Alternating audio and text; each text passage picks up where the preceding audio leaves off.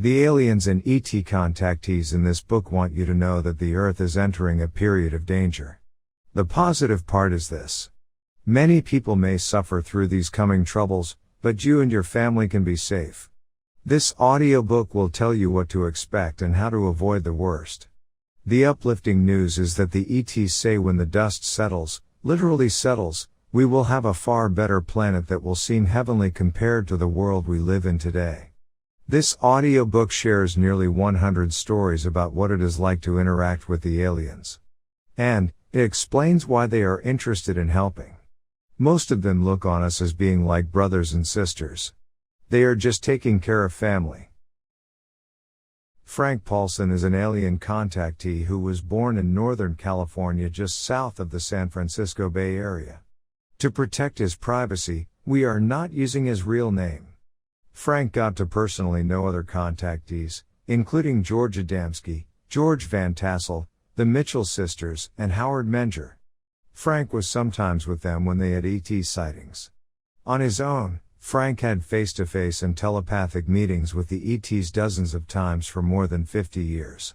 They specifically asked him to help spread the word that most of the ET races are here to help us, and he agreed.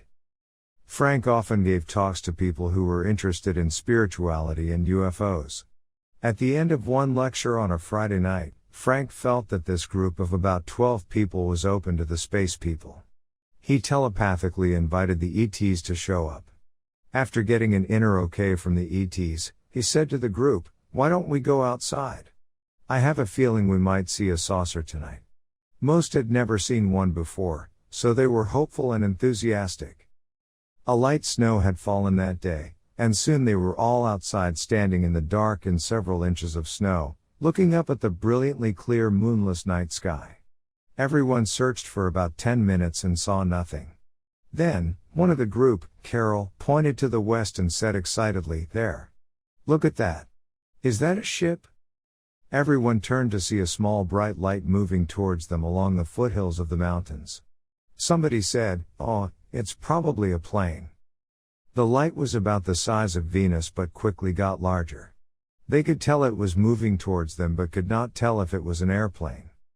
Moving rapidly and growing larger, the light began to slow down and finally stopped to hover above a small mesa west of Frank's house. It was about 200 feet or 60 meters away. The group grew silent as they realized this was no airplane. Slowly, the light began to descend, wobbling back and forth slightly until it was near the top of the mesa when it stopped. Within the surrounding bluish-white glow of the object, the group could easily see the distinct outline of a typical flying saucer. It was dome-shaped with a flanged body, looking like the combination of a bell stacked on an inverted bowl. As everyone watched with rapt attention, a dark opening appeared in the ship, and a humanoid shape stepped out, silhouetted against the glowing ship. The dark form then walked to the left about 1/4 of the way around the saucer. Then, the ET stopped, turned and walked back to the ship, got in, and closed the door. Mentally, Frank reached out and said, "Why don't you come over? I think this group is receptive." Instantly, he got a telepathic answer, "We can't. One of you is not ready." Surprised, Frank looked around at the group to see who they meant. About 10 feet to his left, his gaze fell on a local Protestant minister, who sometimes came to the spiritual meetings but was less interested when the talk turned to UFOs. The minister was staring intently at the ship with his face frozen in fear. Immediately, Frank realized that although the minister had seemed open-minded, he saw the UFO as the work of the devil. He was in a panic and wanted to run away.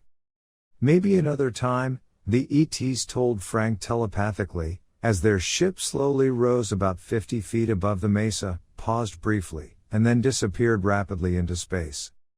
Several people in the group exhaled audibly and then began to chatter excitedly.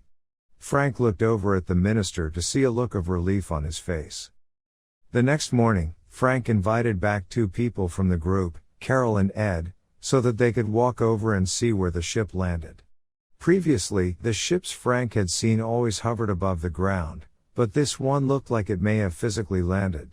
If so, he was curious to see if the ship left a depression in the snow. There was one large rock visible near where the ship had come down, so Frank knew exactly where to go.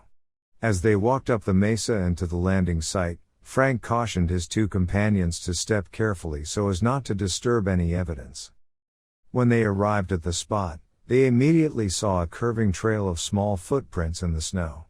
The footprints began where the ET stepped off the saucer, curved 1/4 of the way around the ship, turned, and returned.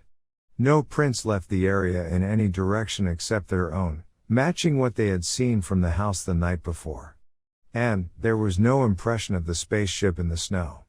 Using the radius of the curving footprints, Frank estimated the ship to have been about 50 feet across or about 15 meters. Frank walked close to the footprints and motioned for his two companions to join him. The small narrow shoe prints had pointed toes but no visible raised heel, something like a bedroom slipper.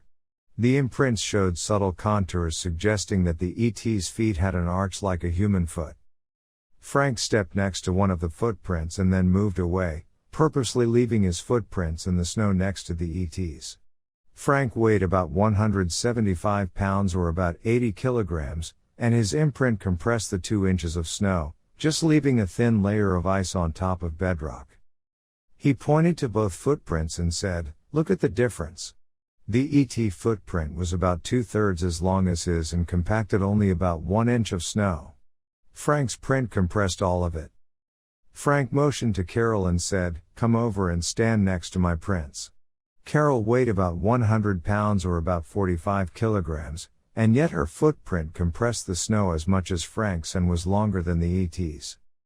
Frank commented, "That ET probably was a gray. It was smaller and lighter than any of us. Also, it probably had its anti-gravity belt activated." The hill never had a name before, but after that, they decided to call it Space Mesa.